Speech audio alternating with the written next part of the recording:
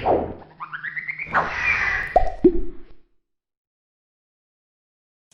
we are going to go straight to our keynote session. And for moderating this session, we have Professor A. Hamidur Rahman, Dean, Faculty of Humanities and Social Sciences, Daffodil International University with us. Sir, now you're going to introduce the session and also introduce the speaker and moderate the session. Thank you. Thank you. Good morning and good afternoon, depending on wherever you are.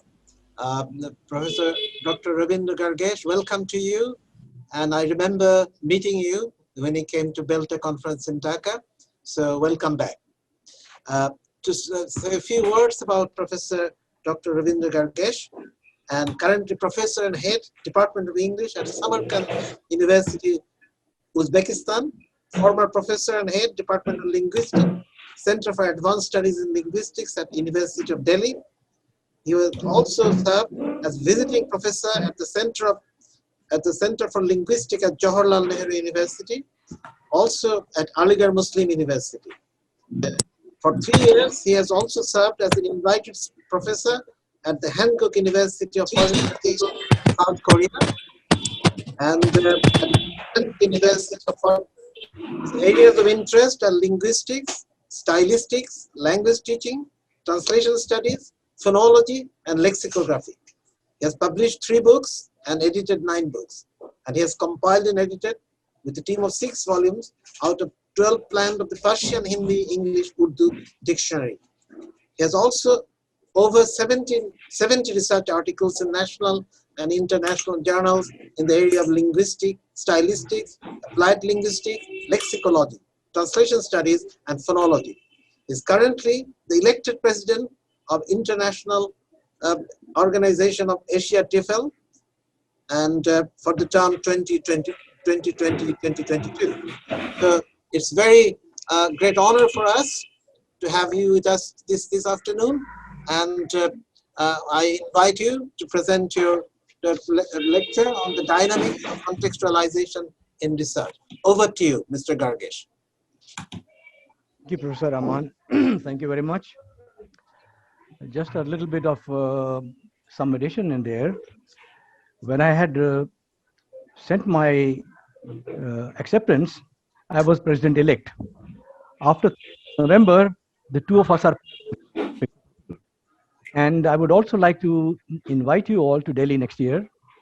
Somewhere around November, December, we will have the 18th Asia TEFL conference in Delhi. I had already organized this one in 2012, and at least more than 25 people from Bangladesh had come to Delhi in 2012. So next year again, after 1 year, we will be meeting in Delhi for the Asia TEFL, and of course, I will be sending Tisol and all of you invitations. Hope to see you in Delhi as well. Coming to the presentation, it was a bit tough for me to decide what to speak because I have had a very challenging time in the last 2 weeks. Nonetheless, I thought that let me share with you my experience of Uzbekistan. I've been there for almost a year, and I was asked to come and teach English, train teachers, as well as inculcate the speaking habits of English in students there. So trying to bring about change in the speaking skills and listening skills of the students, as well as trying to train teachers, I found most of the problem was with the teachers. Of course, these are very difficult times, and from March onwards, even we were part of this suffering because of the pandemic. And the data collection that I was doing face-to-face, that was affected very severely. So we also had to rely on the internet in a big way, and not being very internet friendly, not being very technological friendly, I did have a lot of problems. But nonetheless, we are managing those things. And I'm going to focus on teaching of English to teachers in Uzbekistan, training of teachers, because there are a lot of problems there. A lot of problems. Number one, Uzbekistan became independent very recently in 1991. It was part of the Soviet Union. So the main language was Russian and Uzbek, with hardly any English. And now, since it's no longer part of the Soviet Union, the government wants to bring back Uzbek in a big way, and along with Uzbek, English. So Russian is going down. It's no longer very popular. The older generation knows Russian, but the younger school-going generation, let's say above the age of 13 or 14, very few of them know Russian. Most of them know only Uzbek, and a great majority are going to study English. So this is what is going on. And there is a lot of expansion as far as English language education is concerned at the school level and at the university level. But unfortunately, the teachers are largely following the grammar translation method. They only teach grammatical exercises, grammatical categories, and they use Uzbek, and they translate everything from English into Uzbek. That's how things are going on. And this is where I came in. So the government aims that all graduates should have the ability of B2 level of the CEFR, of the Common European Framework Reference. So they should have B2 level of expression, both listening, speaking, reading, writing, all the skills. Also, I find in Uzbekistan at the moment that there is a great craze for appearing for the IELTS exam. English as a discipline, English as a literary discipline is not there. So I have introduced some literature, but that will be the syllabus that I've made for the MA program will be applicable only from 2021. So far, it's only language teaching and language teaching all the way. And the teachers are just, they have to be trained in large numbers. Now, they have changed the textbooks, and we have face-to-face, that the people in the university, we are teaching face-to-face, published from by Cambridge University Press, face-to-face elementary, face-to-face intermediate, face-to-face pre-intermediate, 3 different sets for undergraduate students. But I find that even the textbooks which are based on communicative approach, teachers are simply translating and simply doing the exercises, and that's about all. They want to finish the so-called syllabus. Still, the syllabus problem is there. British Council has been doing some work, good work in the last couple of years. They have some short-term orientation courses, some meetings and some conferences, which provide good exposure. And we also have the United States Agency for International Development. There are even the RELO, the English Language Center that they have office.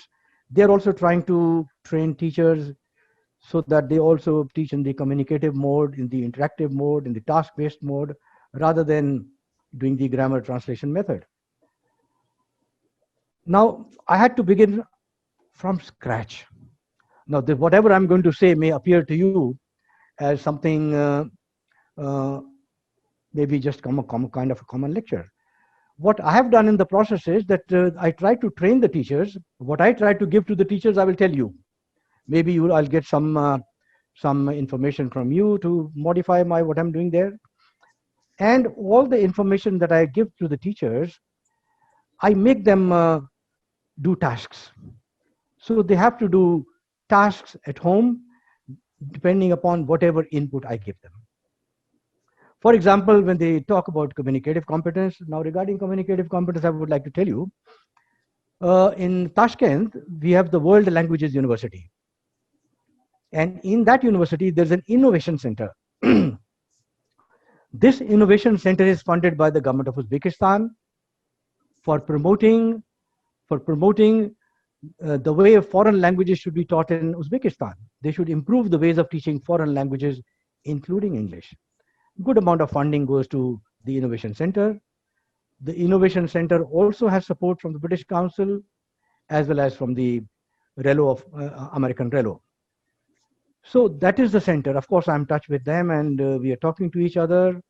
Professor Ulubek Azizov, who is currently the rector, equivalent to our vice chancellor, he's a man of English, so it's good to have talks with him about language teaching and how to include literature gradually into the curriculum, into the syllabus there. So we are working on that. And even when I looked at the kind of thing the Innovation Center was doing, they all did begin with the communicative approach, but none of them had any idea about from where the communicative approach came. So I had to bring in Chomsky. I had to bring in Noam Chomsky's theory of linguistic competence. that it is because he gave a theory of linguistic competence, which was a reaction to B.F. Skinner's verbal behavior. In 1959, when Chomsky wrote his review of Skinner's verbal behavior, he was very harsh on the behavioristic model. He was of the opinion that rewards do not help. Rewards do not help anyone in learning. And behaviorism is not what actually language is. According to him, human beings are programmed for language. We are biologically programmed for language. We can only develop our language skills. We are already programmed like a computer. All human minds are programmed with the language acquisition facility, whether you call it language acquisition device or whatever you like to call it. So all humans have the ability, they have the parameters, they have the things already pre-programmed. The only thing is that a child, wherever placed in the world, whatever exposure the child gets of the language the child gets, the child will develop that language. So language is only a development. The grammar is we're already provided with a grammar, the fundamentals of grammar, a universal grammar.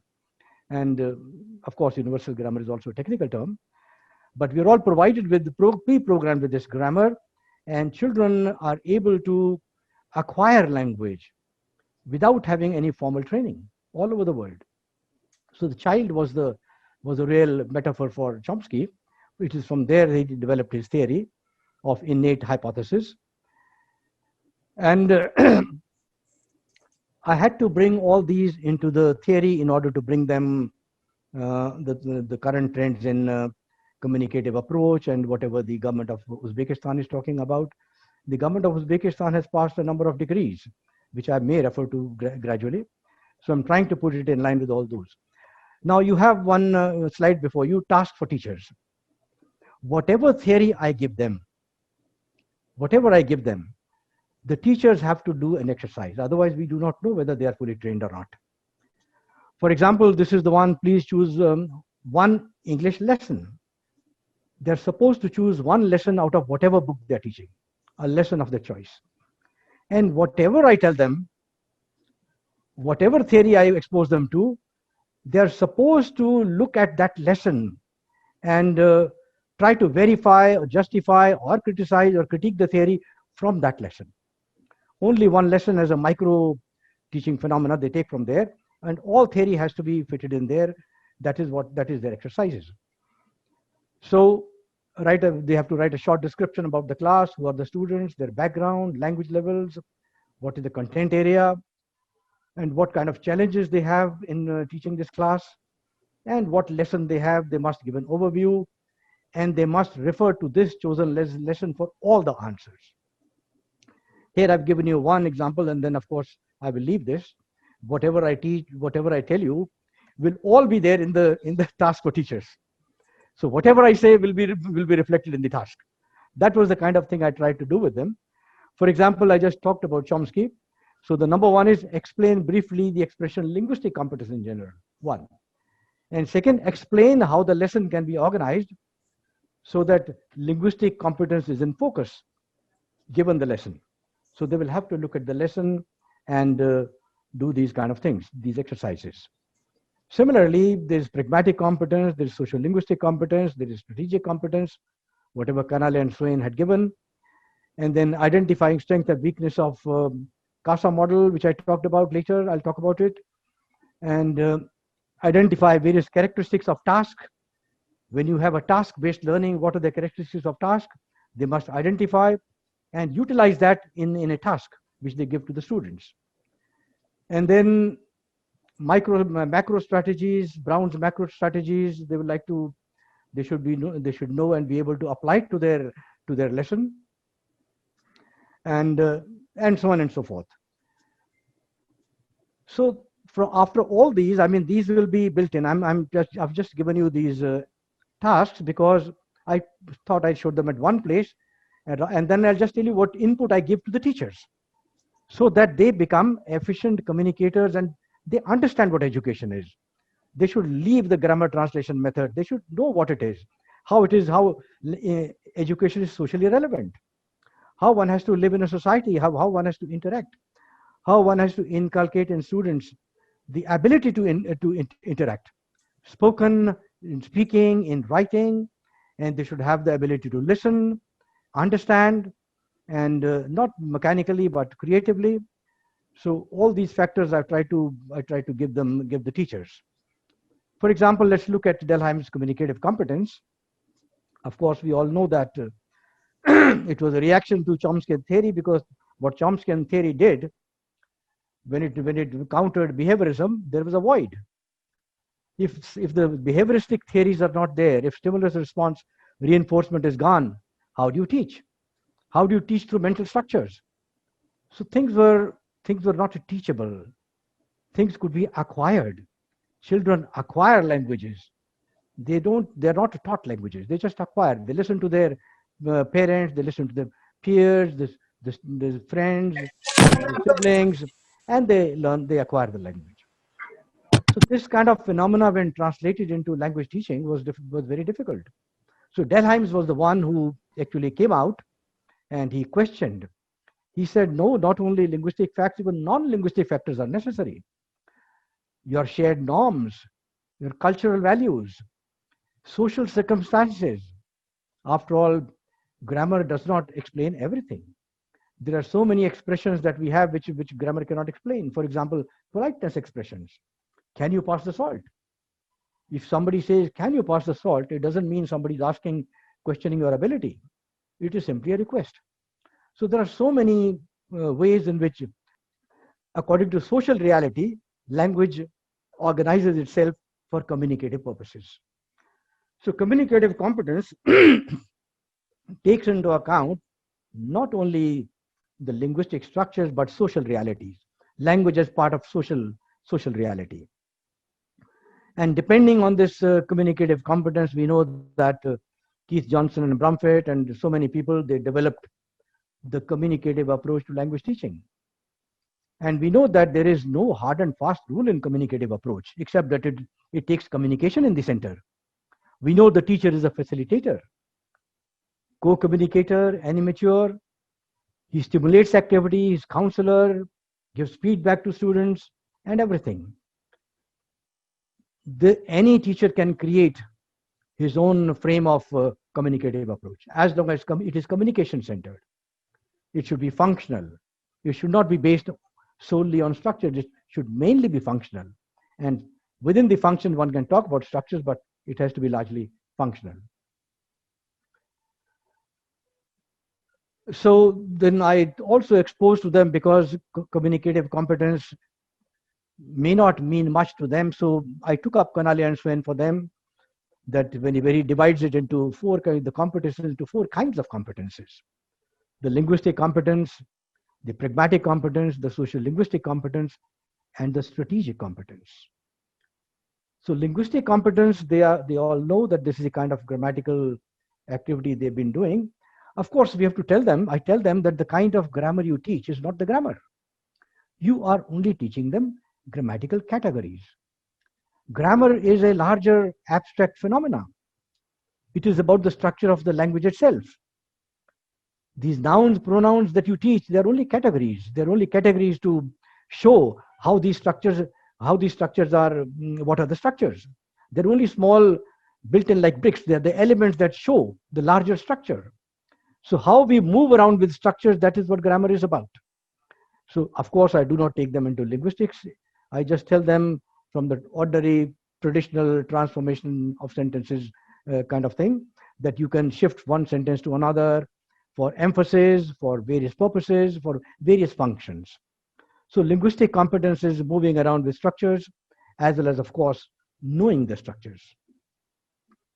Then pragmatic competence, I have to explain them that it means that language is context bound.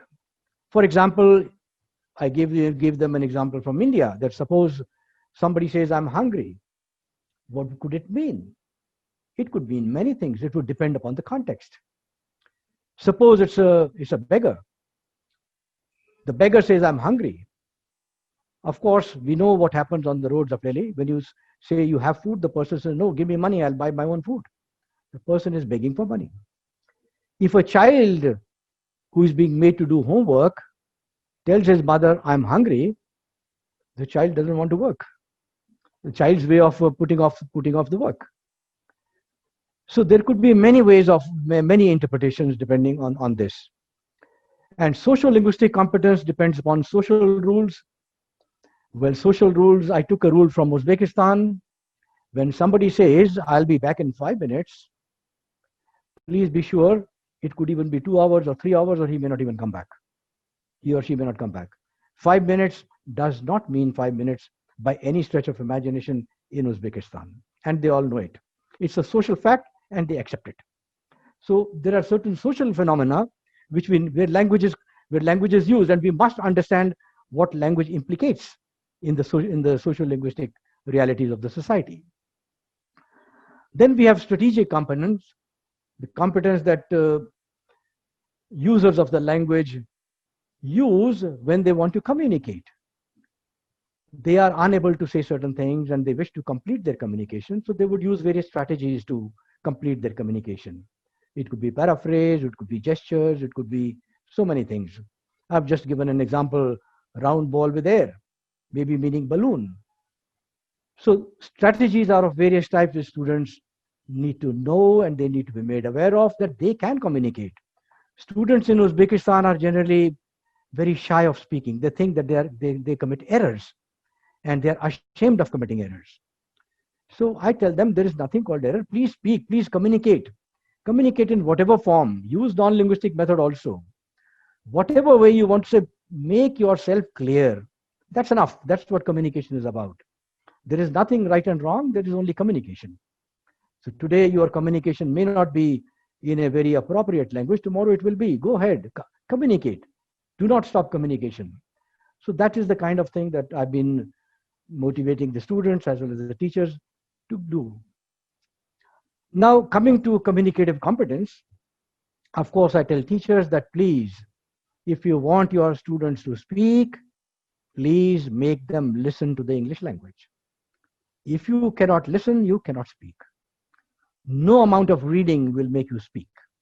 In fact, reading may bring about something in pronunciation which may not be acceptable. For example, the ED in Uzbekistan is very distinctly pronounced. Charged, asked. Wherever you have the ED, they pronounce the ED. It's all over Uzbekistan. They also articulate as they read. And since Latin is the Latin alphabet they're using for Uzbek language, and definitely the spelling system and the way it is articulated is different from English. So structure becomes structure, that kind of thing, structure.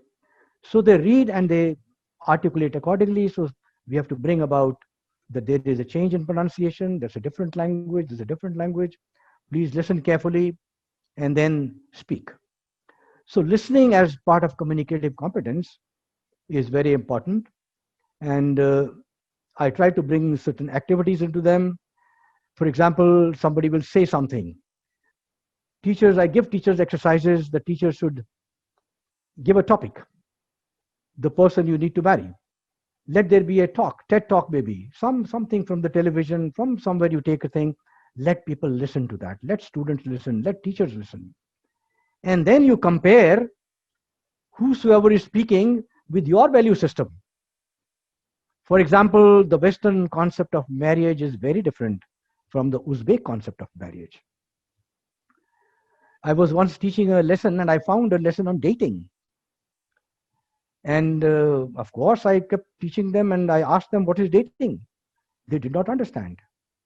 They thought it is just meeting. I told them, no, it is more serious. It can lead to marriage. They said, no, this is not possible in Uzbekistan. Here, the parents must fix the marriage. And marriages are generally fixed between the age of 18 and 22, 23. Whether they're boys or girls, they marry very early. Whether they're students or whether they're earning, it doesn't matter. So the concept of marriage in Uzbekistan is very different from the one in Western countries. So there are cultural values, cultural perceptions. So when one listens, one has to interpret according to one's culture, according to one's socio-cultural realities. So one has not only to listen, but also to understand the whole idea. Similarly, speaking skills also, I'm asking them to use the speaking skills in the communicative paradigm. So there have to be exercises.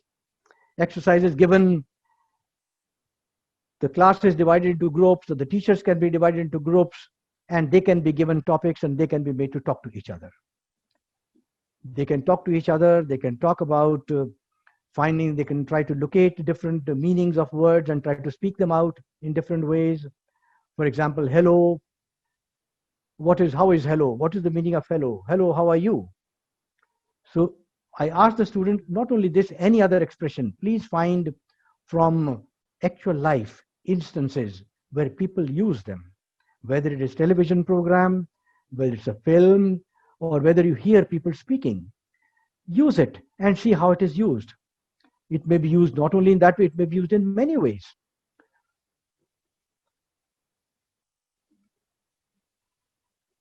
Writing, similarly with writing. So writing skills also in the communicative paradigm is a socialized discursive process. It is not writing anything you like. It has to be very creative. One has to write keeping in mind the socio-cultural realities. One has to be coherent not only syntactically, but also relevant to culture. So one has to, for example, one topic that I gave for writing is give a recommendation letter or recommend someone for some job or for something, recommend someone for a job. And the way recommendations are written in Uzbekistan and the way they are written in some other countries, if you compare, there's a big difference. So I make them write and then also make them compare with something from America or elsewhere and show them, look, there's a difference in writing, but it doesn't matter. It's a matter of socio-cultural reality. So all writing may not be the same. So I do use this writing in the part of communicative competence to improve the writing skills. Writing skills related to socio-cultural phenomena. And also not one activity, maybe two activities. Write a welcome address on the university website. See how do you write it, compare it with what others have done. And students are of course made to work in pairs, they have to write. They can, even writing can be done together, not only individually, but group activity.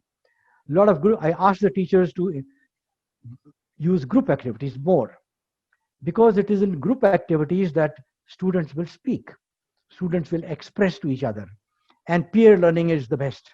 Students learn from students more than students may learn from teachers. So they need to, rather than being authoritative, they have to be facilitators, they have to be friendly, create a friendly atmosphere, let the students participate in discussions, let them speak, let them listen together, let them write together, even let them read together, no problem. So group activities are a must. That is what I've been asking these teachers to do, and that is the kind of exercises I give them so that they do, they implement these. Similarly, reading skills in the communicative paradigm, well, you have to read what you have, and of course you will read with your socio-cultural facts, your country, your society, yourself. So all meanings may not be the same. Meanings can be different for different people. It doesn't matter.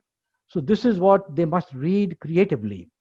They should not read in a passive manner, but thinking that everything is the same. Everything need not be the same. So students read, we give them handouts. I give the teachers handouts and ask them to interpret, to read, and tell me what do they understand. And the more differences are there, the better it is. Indulge in group discussions. Indulge in, if it results in something more discussions, they can go ahead, free to have discussions and free to have their own readings of any kind of text that is given to them. The reading is also not passive. It has to be active, dynamic, socio-culturally conditioned wherever possible. Language teaching, of course, is a very, I don't know, it's a very, there is no end to it.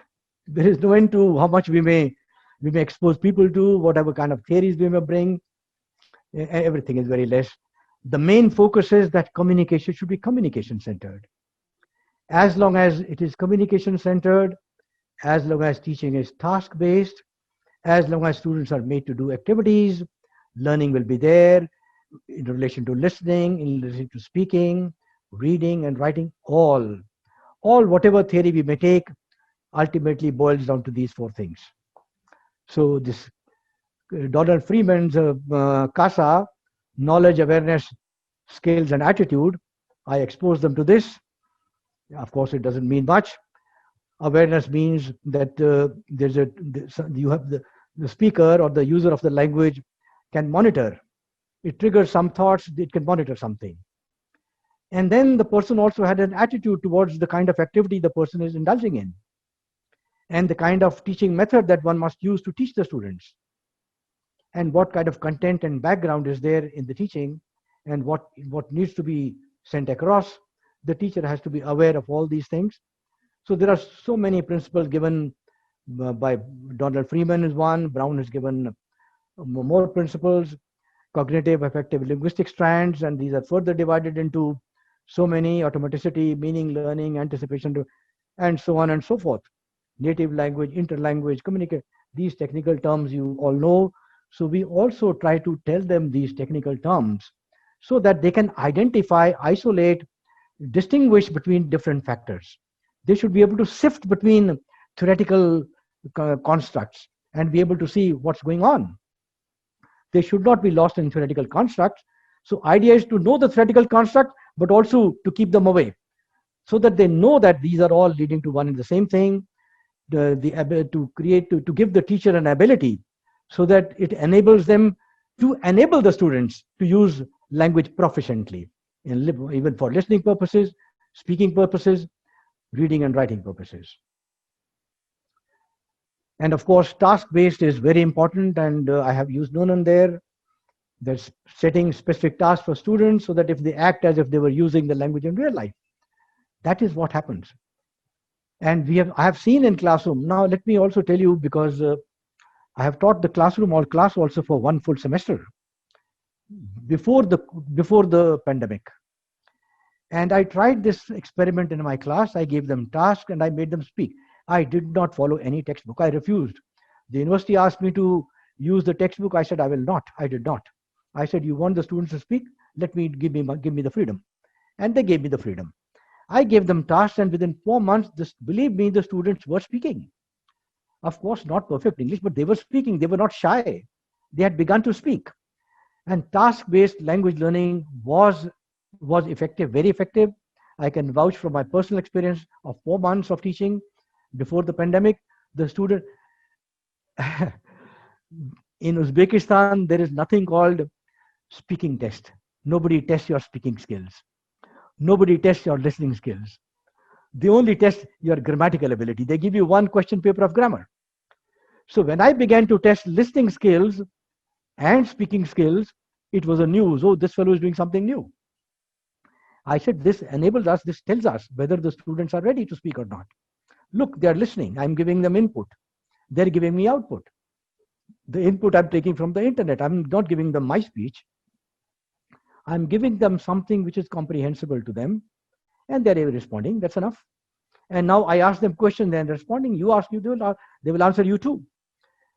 So there was definitely much improvement in speaking skills, listening skills. I did not focus on reading and writing at that time. I was only focusing on listening and speaking skills for 1 semester, and it did work. The task-based teaching method really worked. Of course, to teachers, I give them more theoretical problems like Kumara Vadivelu. I gave his particularity, practicality, possibility, and all the other 10 macro strategies that Kumara Vadivelu talks about. They all boil down to, oh, this is recipe. Okay. Misprint. So there is nothing particular, and there is no procedure which is fixed procedure. Everything is fluid. You can take anything that suits in the context, and possibilities are numerous. And there is no one particular way of teaching. There are so many. It's open-ended. And that's what communicative approach is also about. It's open-ended. All this is extension of, let's say, communicative paradigm. Different ways of expanding upon the communicative paradigm, that there is no fixed way of teaching. It's open. Use whatever you want to use. But keep communication in the center, keep tasks in the center, make the students work, make them do group activities, make them do group activities for listening, speaking, reading, all the skills. Once we expose them to all these kind of things, they will automatically begin to speak. Gradually, we will have outputs from them.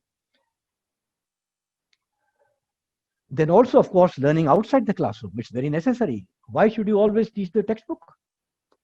The teachers in Uzbekistan, like many in India, maybe perhaps in Bangladesh also, of course it is in Korea too, also in Malaysia, also in Indonesia, they want to finish the syllabus, they want to read the book from line by line so that the book is finished.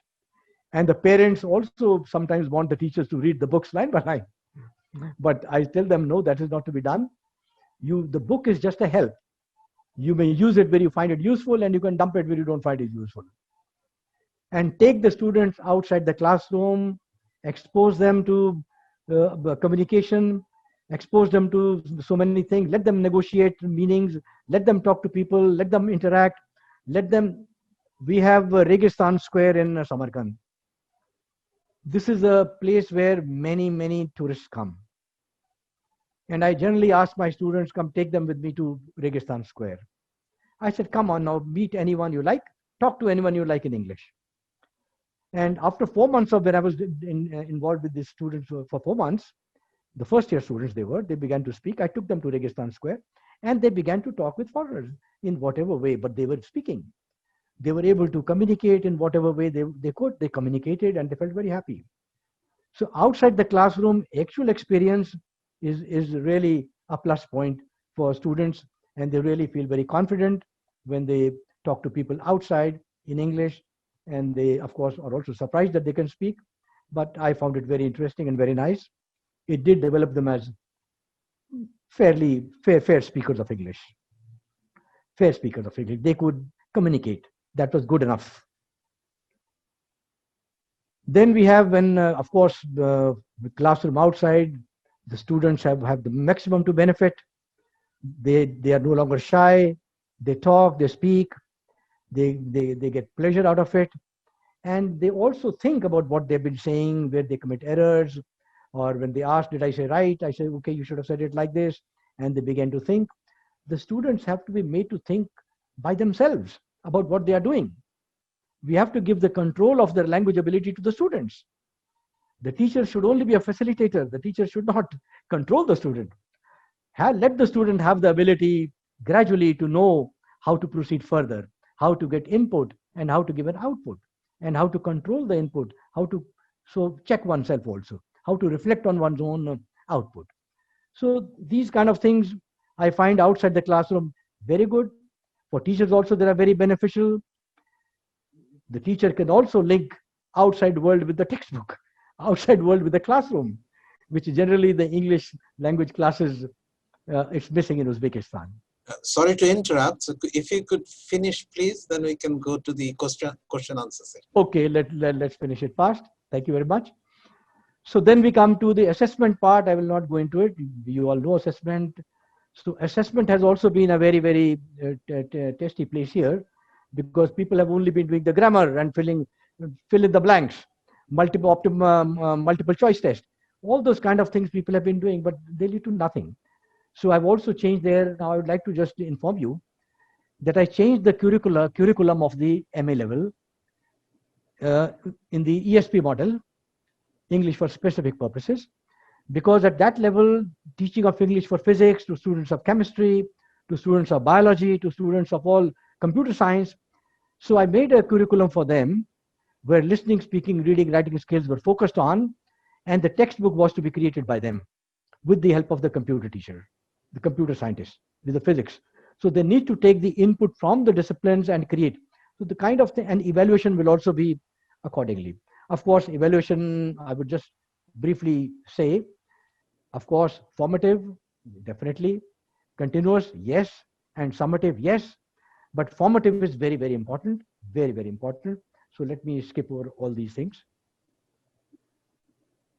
And then, of course, let me also skip over curricular development and syllabus formation and textbook formation.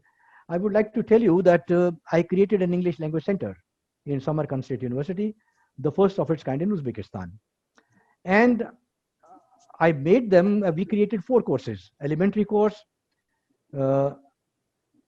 beginner's course, elementary course, intermediate, and advanced intermediate. Something like A1, A2, B1, B2, up to B2 level we stopped. I made the teachers create books, so-called books. I mean, they are materials collected together. Because they're at one place, you can call them a book. Otherwise, collection of different things, socially relevant facts, socially relevant language usages. So 4 books were created so that teachers could know how to create a textbook, how to put it into effective, how to create questions, how to create, how to teach those things. So that's another thing that I started doing. It is still in process. This center was made sometimes in September, and it is currently in its beginning phase. So these are the kind of experiments that I've done, trying to train the teachers, created a center where the teachers teach the students outside the university system. This is a paid course. The English Language Center is a paid course. It is not part of the university syllabus or university teaching. It's extra. Those students who want to speak and learn and just feel free, they're free to come to the center. And then, of course, the MA program I modified so that it brings into it the communicative approach rather than the stereotyped grammar translation and other traditional methods. So I'm trying to remove all that. And of course, I'm very happy that I'm getting support from the Innovation Center in Tashkent. And I look forward to more work with them in the next 1 year. We have many common projects coming up. And I find a lot of promise here in Bangladesh also. Probably some of you can also join us in some of our enterprises. Maybe you can come there for a short while. Maybe you can do it from Bangladesh. The world is wide open. It's a very small place now. More the merrier. Thank you very much. Thank you, Professor Gargesh, for a wonderful and illuminating presentation. I could give a title, a bird's eye view of language teaching and learning. I mean, very comprehensive, and I can see the challenges that they're universal. The challenges in Uzbekistan and challenges here in Bangladesh, we have many things in common. But before we finish, if anybody has a question to ask to the speaker, could you unmute yourself and identify and ask a question? Yes, I'm Ifat Majid from the University of Dhaka, and I'm a professor and I teach master's programs and all the ELT programs. So I would like to ask Professor Gargesh. She has given a very interesting view, a bird's eye view, as Professor Ahmed Rahman has said, of the situation in Uzbekistan. How do you incorporate this into research? I mean, what kind of research do you think teachers there can be encouraged to do on their language teaching environment? I mean, have you found anyone who got interested in experimenting or in finding out or investigating? Thank you very much. I found 2. You too. One is working on listening skills. Okay. And one is working on reading skills. Okay. So two teachers have already registered with me. Mm-hmm. They registered with me 2 months back. Okay. So this is the real output, and some more are coming in. I think there'll be about 5 or 6 I will have. Beyond that, I said I won't have. 4 or 5 is enough. Mm-hmm. Then yes, there are teachers who are really enthusiastic about it, and they've taken their topics. They've been registered, and 2 of them have already been registered, and another 3 are in the pipeline. They may register somewhere in February. So what is the incentive for them? What is the incentive for them? I'm asking them because we have a lot of students at the Institute of Modern Languages who are doing the masters, and the incentive is very important to do the research. They are doing it for the certificate. What about the teachers there? The teachers, when they do research, their salaries are increased. Oh, wow. Well, they get financial benefit for doing PhD. That's a huge incentive. Even if the teachers do IELTS with a 7.5, even then they will get an incentive. Oh, wow. Well, even the 7.5 IELTS, they'll get it. With the doctorate, they'll get much more. Thank you, Professor Majid. Thank you. Are there any other questions from anybody else? Sir, please, Assalamu alaikum. I have a question. Go ahead. I'm a student at an Institute of Modern Languages at Dhaka University. I'm doing my MA in ELT. And my question is, what role vocabulary plays in learning English language? Well, vocabulary has a role, but not the sole role, because language is one complex entity. It is only theoretically that we divide language into sounds and lexicon and structures of grammar and so on and so forth. All things are unified. Language is very complex. Language is not vocabulary alone. If you mug up the whole dictionary, you will not be able to speak anything. Definitely, you should know how to speak, what to speak. So whatever is the context, the vocabulary in the context is good enough. You don't have to run after vocabulary just to run after vocabulary, or just to learn only syntactic structures. Why should you? Whatever you see, grammar of speech is different from grammar of writing. Please try understand one thing. Writing is very formal. Speaking is not. In speaking, we can even take liberties. In formal writing, we cannot. So even if you speak a bit with the wrong pronunciation in speech, it doesn't matter. But in writing, you cannot make any grammatical errors. Vocabulary is important to the extent that you are able to express yourself, no more. If you're a technical man, you need to know the technical vocabulary. Thank you. You should know the vocabulary depending upon your context. I think we have run out of time here, Dipti. So we must conclude this session now. And before I go, I remember, because you're from Samarkand, I remember the famous lines of Hafiz. Let me recite it for you. Agar aatur ke siraji badastara dil mara bakhale hindu ash Samarkand bukhara. He said that, but the beauty spot on the tip of my pyramid, I could give away the cities of Samarkand and Bukhara. And when Tamerlane conquered Siraj, and he asked him, why did you say that? Well, said, I'm like that. I give away everything. So Tamerlane was so happy that he gave him rich gifts, etc. Anyway, I think there must be some deeper interpretation, and I have seen you have an article on Sufism of Bulleh Shah. Possibly you'll dig a deeper meaning into that. It was nice having you here, and thank you very much for your presentation. Thank you very much, Mr. Amin. Thank you, Dr. Gargesh, and thank you, Hamidur Rahman sir, for a wonderful session. And now we have a certificate for you, Dr. Gargesh, on behalf of TESOL Society of Bangladesh, and we're going to present it to you now. Oh. We can give a clap. So, yes. Yeah. Very much. Thank you. Thank you so much. Thank you so much.